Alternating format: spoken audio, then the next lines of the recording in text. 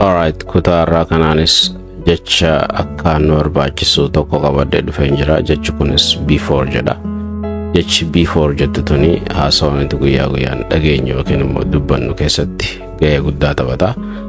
So jecha kana itti fayyadama isaatis baruun haasawaa keenya keessatti gahee guddaa qabaata.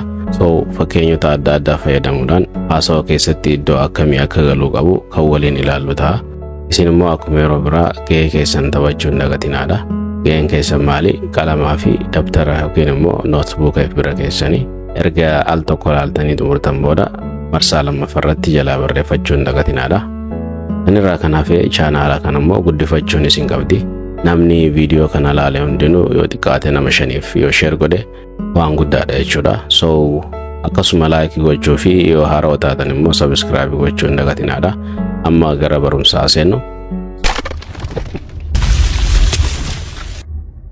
So fakkeenya jalqabaa maal jedha? Sa'aatii 6 dura gara manatti koottu jedha.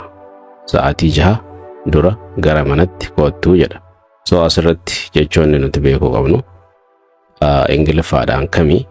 Fakkeenyaaf sa'aatii 6 ka jedhu ni beekna. Jecha dura jettu before akka ta'e ni beekna. Before jechuun dura jechuudha. Okay. Asii achi immoo gara manatti koottu yookiin immoo jechi koottu jedhamtu mataa isitti Ingiliffaan maal akka ta'e ni beektanii.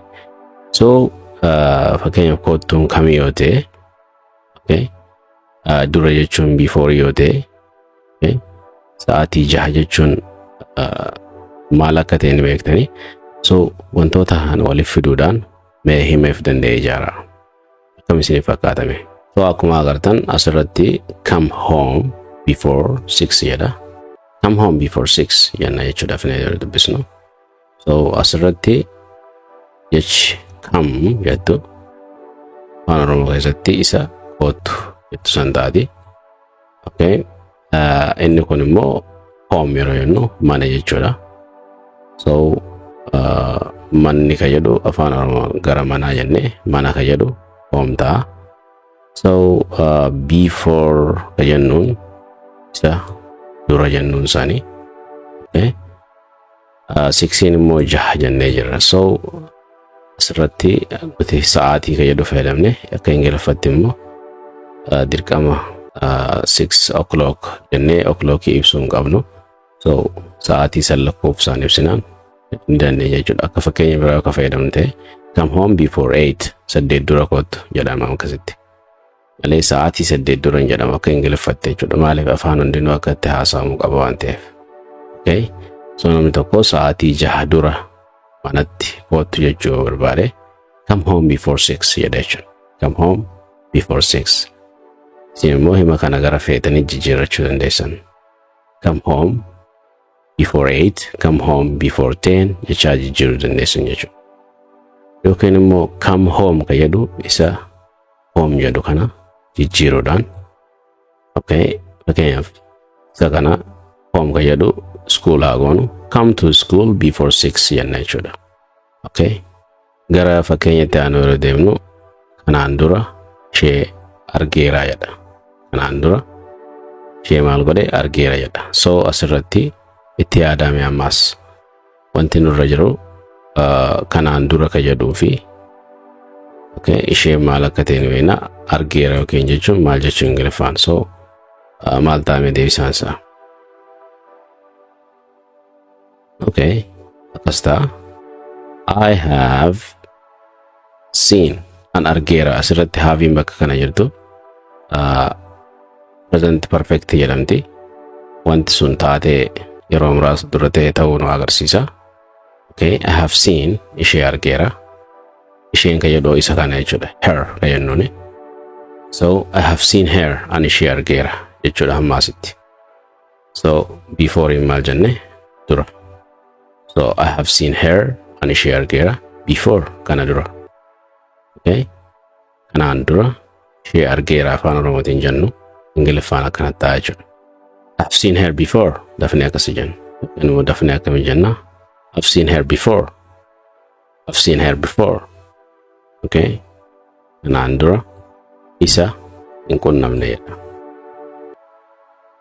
Ingiliffaan akkami jenna? Haven't met him. I haven't. Amma asii I haven't met fayyadu.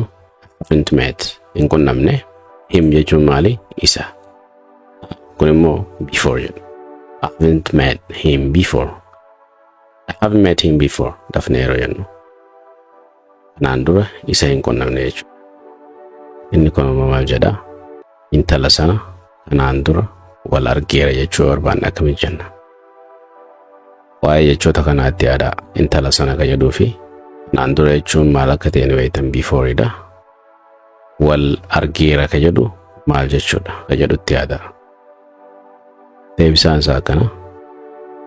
I have met that girl before. Okay? Sirratti kuma reefu siniin jedhe inni kun maal jechuudha? I have ka jedhu shorti ta'e taa'e met, okay? I've met qunnameera. That jechuun san jechuu akka ta'e beektanii. Okay? Girl jechuun mucayyoo yookiin immoo intala sana, intala jechuudha. Sana jechuun that girl yoon jedhe intala sana. Before jechuun maali? Kanaan dura jenneen. So intala sana kanaan dura wal argeera jechuu barbaadde. Wal argeeraan asitti jechuu barbaannu jecha kana jechuudha.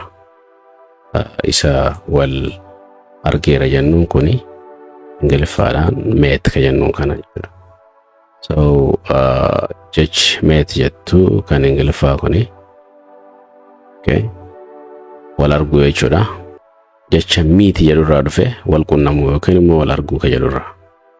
Meetiin present yoo ta'u, meetiin immoo past isaati. So gochi kun gocha darbe waan ta'eef met ani qunnameera yookiin argeera. That girl intala sana before kana dura. Dafnee akkami jenna? I've met that girl before. I've met that girl before. Kitaaba kana kanaan dura dubbiseera jedhame Ingiliffaan. Maaltu sin dhiba jecha kana keessaa? Kitaaba ni beektu. Kanaan dura jechuun akka before ta'e ni beektu. Dubbiseera jechuun maal akka ta'es ni beektu. Wanni haaraawwan ni jira jedhee yaadu'an. Akkam jenname? Okay. Akkana jenna. I have read. Kitaaba sana dubbiseera jechuun ammaasi. I have read. Dubbiseera jechuudha hangaasi. This kana maal? Book jechuun kitaaba. Before jechuun dura yoo ta'e. So kitaaba kana kanaan dura dubbiseera jechuudhaaf akkana jenna jechuudha. I have read this book before. Dafnee akkami jenna? I've read this book before. I've read this book before. Kitaaba kana kanaan dura dubbiseera jechuudha. Inni kun maal ta'a? Wanti kana dura jette sanaa miti jedha. Akkamitti akkana jenname kana? Jechi nama dhibu jira as keessa. Wanti kana dura jette jechi yoos beekamaadha. Jechi amma jette jedhu say jechuun jedhudha. Jette jedhee jette jennee yeroo past jijjiiru said haa ta'u ta'a. Okay. Wanti biraa maali? Wanti kana dura jette dura. Kana dura jechuun before dha. Sanaa miti. Sana jechuun that dha. Miti jechuun not dha. So kanneen erga beekne akkam jechuu qabname? That's not. Okay. That jechuun sana jennee miti. That is ka jedhu shorti ta'e. That's not hangaasi. That's not yeroo jennu sanaa miti. What you said wanti jette before kana dura. So that's not what you said. Suni wanta ati jette miti jechuudha. That's not what you said. Wanta ati jette miti. Suni wanta ati jette miti jechuudha ammaasi. Before jechuun kana dura. Wanta ati kana dura jette isaa miti jechuudha gabaabumatti. That's not what you said before. Wanti ati kana dura jette isaa miti. Waan biraa jettee jirta jechuudha. Okay, inni kun immoo shorbaa kee osoo hin qabbanaa'in nyaadhu jedha. Maaliif shorbaan silaanii dhugamaa akka beeknutti nyaadamus danda'a. Maaliif fal'aanaan ni nyaadda yeroo takka takka. So akka jeneraalitti akka addunyaatti shorbaan ni nyaadama malee hin dhugamu. So shorbaa kee osoo hin qabbanaa'in nyaadhu akkami jenna. So jechi shorbaa jedhu maal akka ta'e haarawaa isinitti ta'uu danda'a. Jechi suni soup jennaani. Soup. Okay, kee jechuun maali? Your jechuudha mitiire. Osoo hin qabbanaa'in. Okay. Maal jechuudha? Osoo hin qabbanaa'in. Nyaaddu jechuun itiidha mitiire. So asirratti osoo hin qabbanaa'in jechuun akkamii Ingiliffaan jedhu challenge ta'uu danda'a. So akkam jettanii yaaddume? Okay. Eat jedha. Nyaaddu. Your soup. Shorbaa kee akkuma reefsiin hin jedhe jechi shorbaa jettu Ingiliffaadhaan seetana jechuudha. Soup jennaan soap osoo hin taane soup. Okay. Before it gets cold. Asirratti before osoo hin taane dura maal? It gets cold osoo hin qabbanaanne dura. So asirratti before it gets cold osoo hin qorrine duratti yookiin hin qabbanoofne duratti. Himuma kana mee jijjiirree gara biratti haa ilaallu. Okay. Bakka it jet drink haa buusnu. Drink your. Asirratti shaayii haa buusnu. Tii ka jedhu. Drink bakka it jet drink buusna jennee miti. Okay.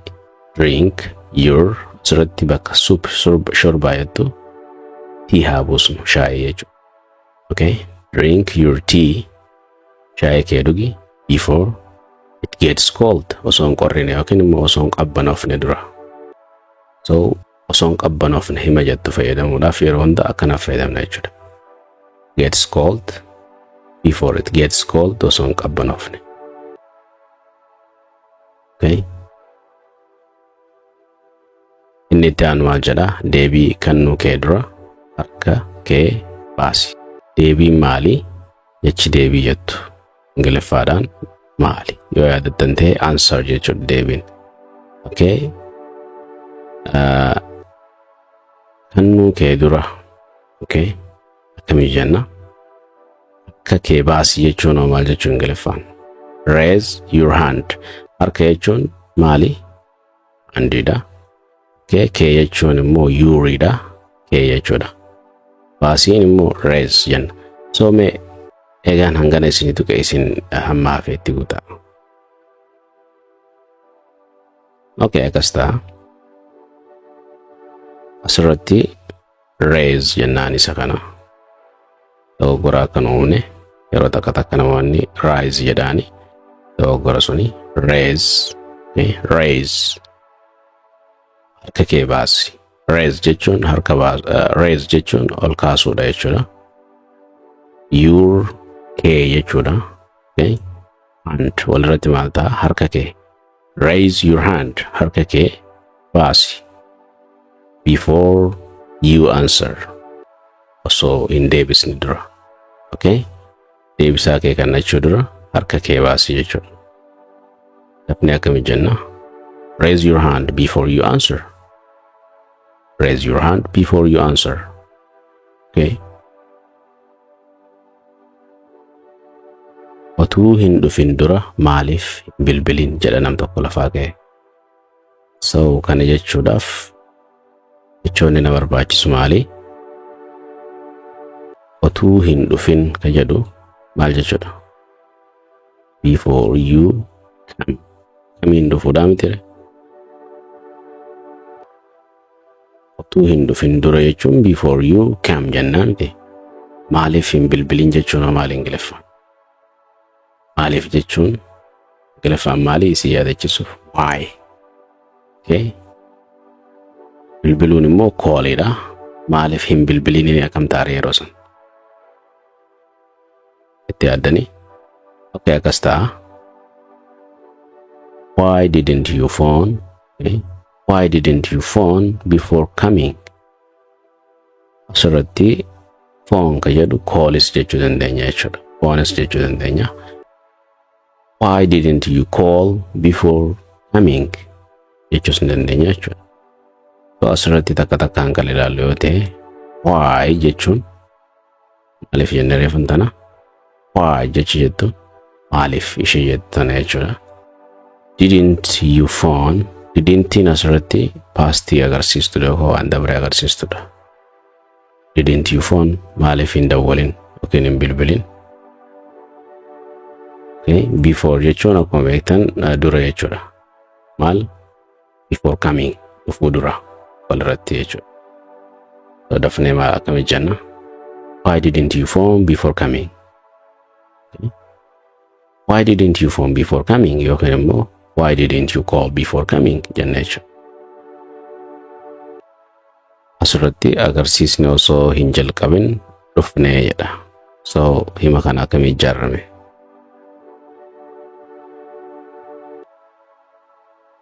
Jecha haaraan asirra jiru agarsiisa ka jedhu showidha. So hin jalqabin jechuun maali? Dhufnee jechuun maal jechuudha? Ni beektan amma kana. So akkana ta'a hundaafu. We arrived. Itti dhufnee jirra. We arrived. Nuti dhufnee jirra. Yookiin geenyee jirra. Just before the show started. Just before hoggayannu xiqqoo dura the show started. Agarsiisni eegalamuu dura jechuudha. Dafnee akkami jenna? We arrived just before the show started. We arrived just before the show started. Murtoo yookiin immoo murtii gochuu kee dura sirriitti yaadii jedha. Wanta akka murteessuu dura sirriitti yaadii jechuu jirra. So kana jechuuf maal nu barbaachisa jecha Ingiliffaadha.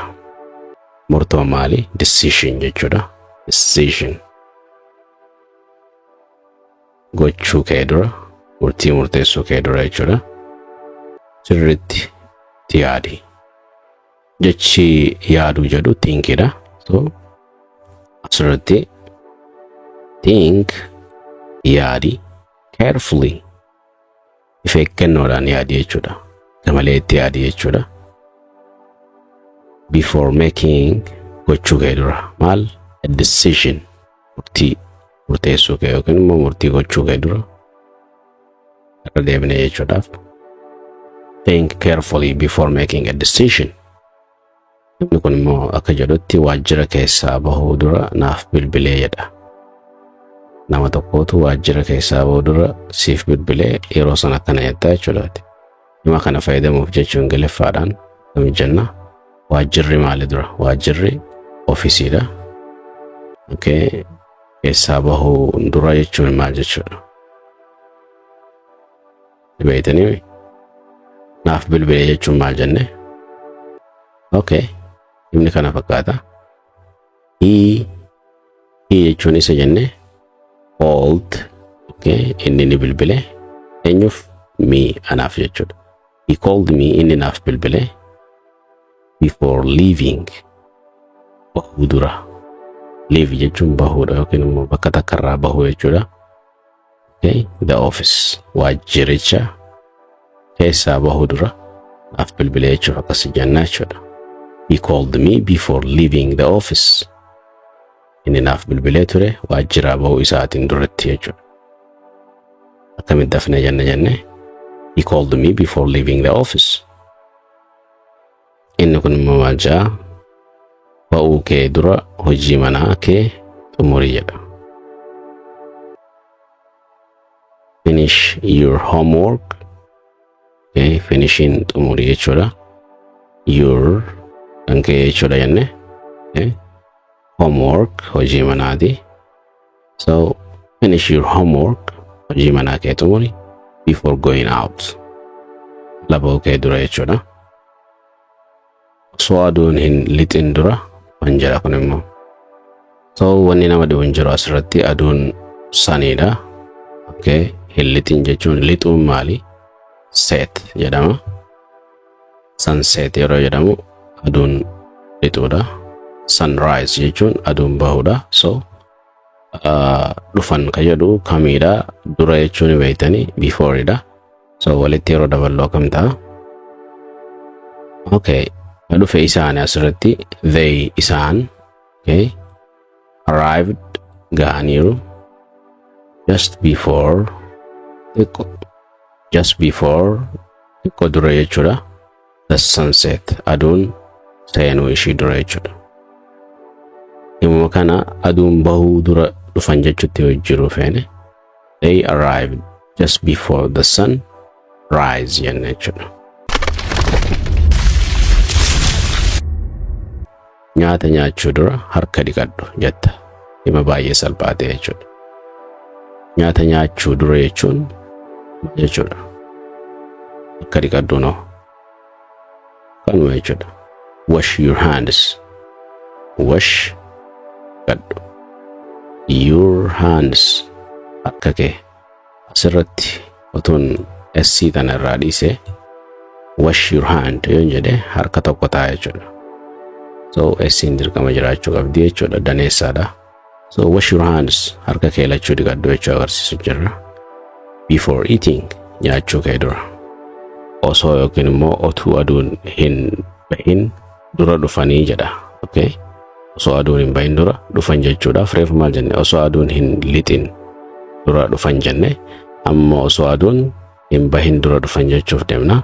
So aduun bahuu jechuun maal jenne sunrise jechuun aduun bahuudha. Sunset jechuun immoo aduun lixuudha. Okay, hoggaa aduun baatu jechuu yoon barbaade immoo when the sun rise. Hoggaa aduun seentu jechuu yoon barbaade when the sun set. Gara hima kanaa yeroo deebinu otuu aduun hin bahin dura dhufan jechuudhaaf akkam jenna they isaan jechuudha.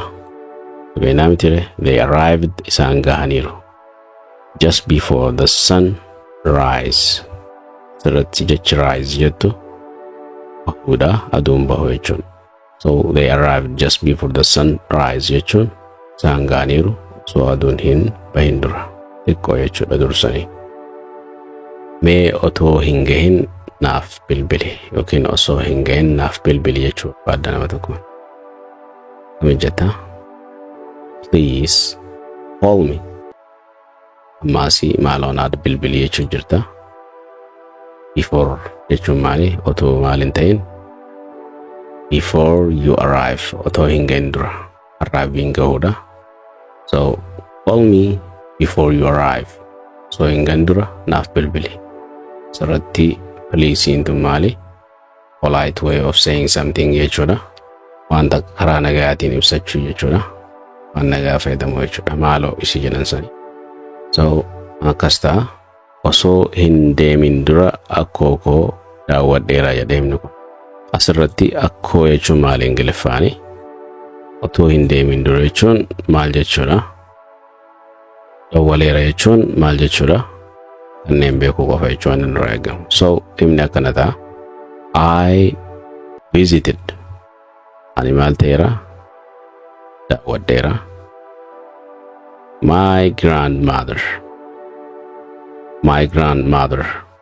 Akkoo koo before I left. Osoon hin deemin dura jechuudha achirraa. Osoon achirraan bahin yookiin immoo hin deemin iddoo takkarraa bahu jechuun left jechuudha. Leave jechi jettu bahuudha. So leftiin past isaati jechi left jettu past isaati jechu past leave. So I visited my grandmother before I left. So I visited my grandmother before I left town. Magaalicha san osoo hin bahin dura koko dubbiseera jechuu yookiin immoo laaleera jechuudha. Okay, amma gara gaafilee dhufnee jirra. Gaafilee waliin hojjennuutu jira akkuma reefu jalqaba irratti isiniif ibsuuf yaalati. So gaafiin jalqabaa isa kana akkam jedha osoo hin deemin dura ibsaa dhaamsi yookiin immoo ifaa dhaamsi jenna jechuudha. Isa kana Ingiliffaadhaan akkamitti jenna kan jedhudha. Gaafileen hundinuu sakandiilee 10 hojjenna. Sakandii 10 kana keessatti yaadaan hojjettu jechuudha. Gaafii kana ilaaluudhaan Ingiliffatti deebisuuf yaaltu jechuudha. So yoo sakandii 10 keessatti yaadni isaa isiniin dhufne viidiyoo dhaabaati. San booda viidiyoo post godhaa yookiin immoo dhaabaati. san booddee itti yaadaa san booda viidiyoo gadhiisa. So eegalaa.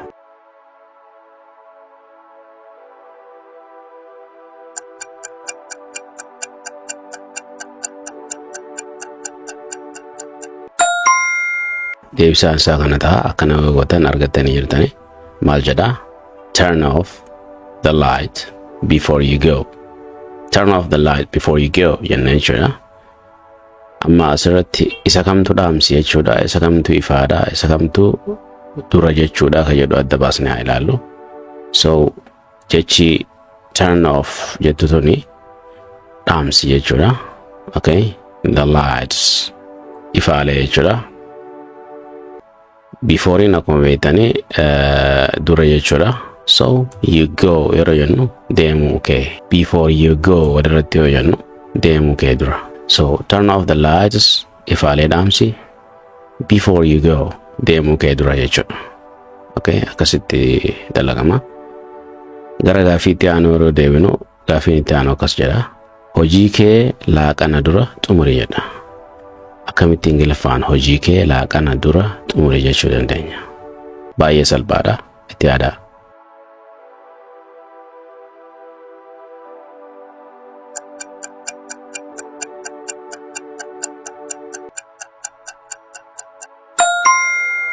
Okay, akkas ta'a.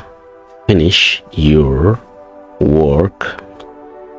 Finish your work before lunch. Finish your work before lunch. Definitely. Finish your work before lunch.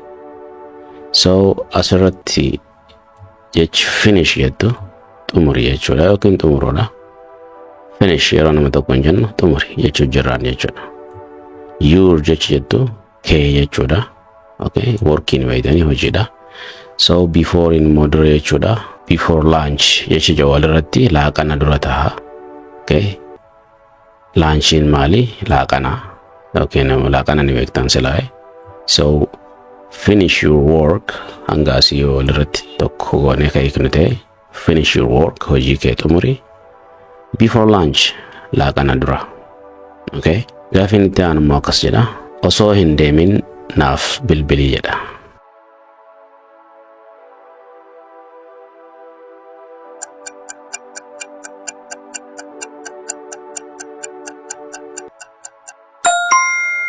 Deebiin isaa kana. Call me before you leave. Call me before you leave. Call me before you leave jenna jechuudha. So takka takkaanii godhaaf call jechuun jechi call jettu bilbiluu jechuudha. Bilbila qofa osoo hin taane yaamuu jechuudha ammas. Fakkeenyaaf call him yoon isin jedhe yookiin namni tokko call him nama isa yaami jechuudha. Isa yaami jechuu jirra jechuudha. Call her ishee yaami. Yookiin immoo isaaf bilbili yookiin isaaf bilbili jechuus ni ta'a jechuudha. Call me yoon jedhe naaf bilbili jechuudha. So yaamus ni ta'a bilbilas bilbilu ni ta'a jechuudha. So call jechuun bilbiluudha. Mean ana. Okay. Before in beektanii dura jechuudha. You leave deemuu kee. Leave jechuun bahu yookiin immoo iddoo takka namni tokko hoggaa ture iddoo biraa deemu. He left yoo deemee jiraate pastiin isaa leftidha. So asirra leave jechuun deemu jechuudha. Iddoo sanirraa iddoo turterraa deemu jechuudha. So call me naaf bilbili before you leave bahuu kee dura yookiin immoo deemuu kee dura jechuudha. Okay. Inni kun immoo maal jedha? Irbaata dura boqochuu na barbaachisa. Akkami jenna kanoo? Sakandii godhan.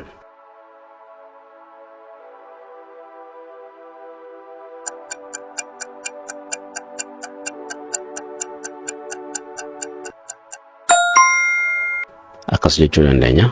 I need to rest before dinner jenna. I need to rest before dinner. I need to rest before dinner jenna jechuudha.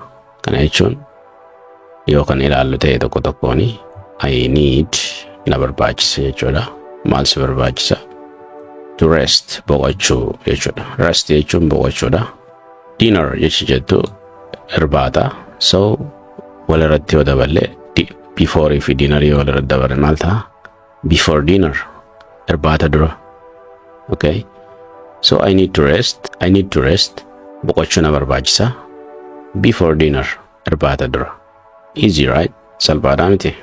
Kun immoo akkas jedha. Osoo aduun hin bahin manaa bahi jechuu barbaadde akkam jettaa jedha. Osoo yookiin immoo otuu aduun hin bahin manaa bahi jechuuf akkam jenna. Eegala.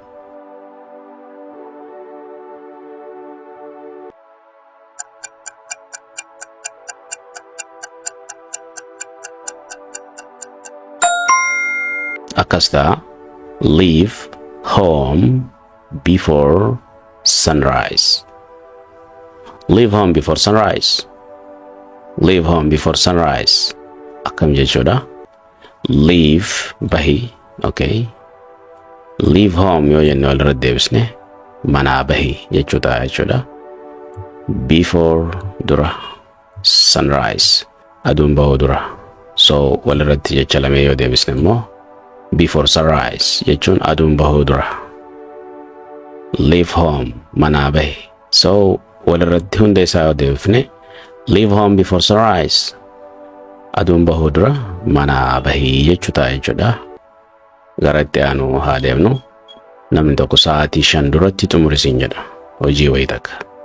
Akkamiin jechuu danda'a?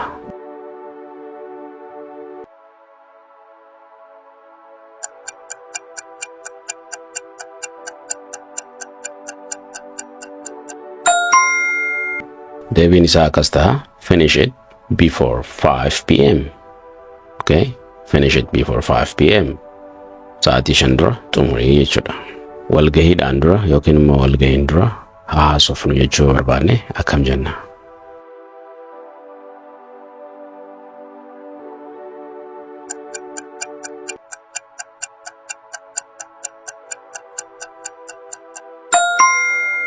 Let's talk. Asirratti let's talk jenna. Let us talk jedhu gabaabsine let's talk. Let's talk before the meeting. Asirratti let us talk jedhu haasofnu. Letiin haa jechuudha. Asirratti ask jedhuudha YouTube de so short ta'e nuti jechuudha. Nuti kan jechuu jirru let us talk. Let us nuti haa maal goonu talk haasofnu. Before maal dura the meeting walga'icha dura jechuudha. So meeting jechuun walga'iidha. So let's talk before the meeting yoo jennu let's talk before the meeting yoo jennu walga'icha dura haasofnu jechuun jira jechuudha. Isa kana osoo siif hin bilbilin dura isaaniif bilbili. Osoo jarri wayii tokko siif hin bilbilli dura ati isaaniif bilbili jechuu barbaanna. Okay? Akkami jenna. Otoo isaan siif hin bilbilin ati dursii bilbili jechuu barbaanne akkamiin jenna jechuudha karaa biraatiin.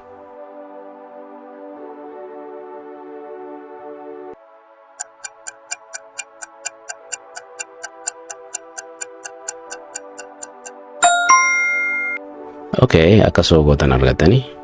Call them before they call you. Takka yoo laalle. Call them. Isaaniif bilbili. Them jechuun maal jenne? Themiin isaan jechuudha. So call them before they jechuunis isaanii. Garaagarummaan themii fi they maal yoo jenne? Themiin akkuma kana dura isinii hime objectiidha. They immoo subjectiidha. Mataa himaati. So call them isaaniif bilbili jechuu jirra. Akka objectiitti dalagaa jira jechuudha asirratti. Before they call you otoo isaan siif hin bilbille. Call them before they call you. Osoo isaan siif hin bilbile bilbiliif. Kun immoo akkam jedha osoo hin deemin nagaa jedhii jedha. Osoo hin deemin dura nagaatti jedhiini jechuu jirra karaa biraatiin.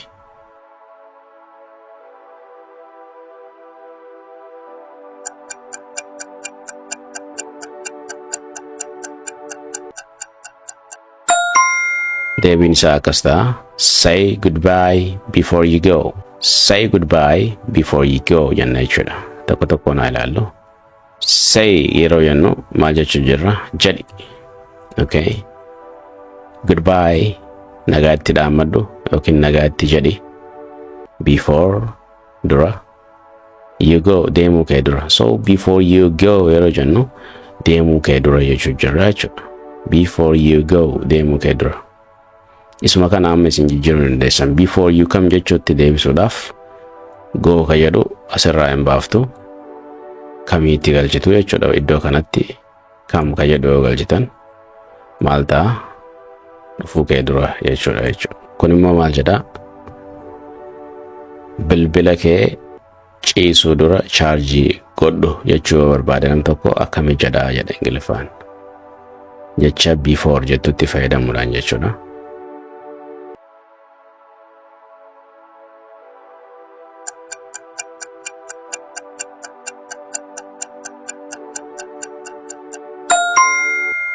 Deebiin isaa kana ta'a. Charge your phone before bed. Asirratti charge hogga jettu chargii godhii jechuu jirta. Your phone bilbila kee, your jechuun kee jechuudha. So your phone yeroo jennu bilbila kee before bed ciisicha kee dura yookiin immoo rafuu kee dura jechuudha. Bediin asirratti hiikkaan inni qabu tokko siree jechuudha. So siree waan ta'eef ciisichattis ni fayyadamna jechuudha. Charge your phone before bed yeroo jennu ciisuu kee dura bilbila kee chaarjii godhi jechuu jira jechuudha. Mana barumsaa asirratti emmiintun mana jechuudhaaf gabaabsine keenya mana barumsaa dura ciree nyaadhu jechuu jira. Mana barumsaa dura ciree nyaadhu akkamitti jenna?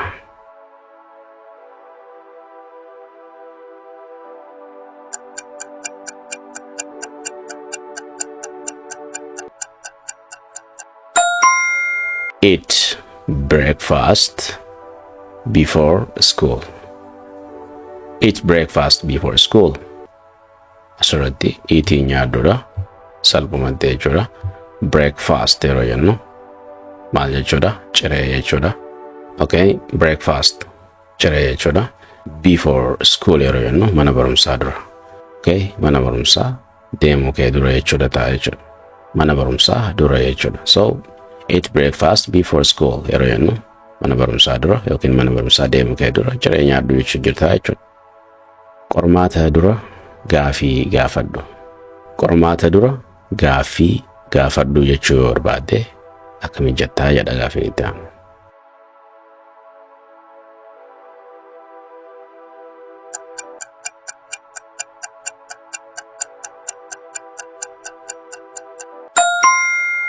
Ask questions before the test. Ask questions before the test jenna jechuudha. Kana jechuun ask yeroo jennu gaafadhu jechuu jirra. Questions jenna isaana. Question osoo hin taane questions jennaani asirratti baay'ina agarsiistee sinas teessu. Question yeroo jennu gaafii jechuudha. Gaafiin sun takka ta'uu dandeessi. Questions yeroo jennu gaafilee jechuu ta'a. So ask questions gaafilee gaafadhu jechuudha. Gaafilee baay'ee ta'uu danda'a jechuudha. Lamaa wali garuu. Before the test qormaata dura. Before dura jechuudha. The test qormaaticha dura. So test jechuun qormaata ni beektu. So ask questions before the test. Gaafilee gaafadhu qormaataan dura. So barumsi keenya kan waa'ee before itti wal qabatu isa kana fakkaata.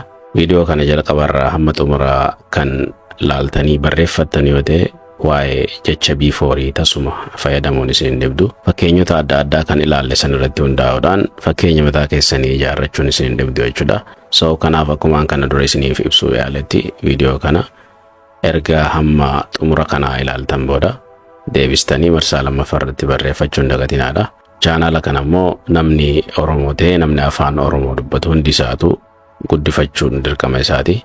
Hamma dandeessu namoota beeytuuf share godhi. Yoo xiqqaate namoota 5f share yoo goote waan guddaadha. So barumsa itti aanuun hamma walitti deebinutti yeroo gaarii isiniif haa ta'u. Bye bye for now.